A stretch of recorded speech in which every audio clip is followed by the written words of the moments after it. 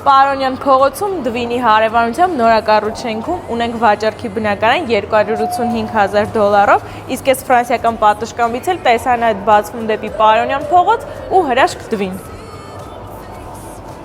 Ննջասենյակն է, որտեղ ունենք անկյունային դիրքով ֆրանսիական պատշգամբ, բավականին հարմարավետ է լուսավոր բարձր առաստաղով, բնակարանը մասնակի վերանորոգված է, սա հյուրասենյակն է, նախատեսված է խոհանոցի հետ միասին, տեսեք էլի բավականին մեծ անկյունային դիրքով ֆրանսիական պատշգամբ հյուրասենյակում։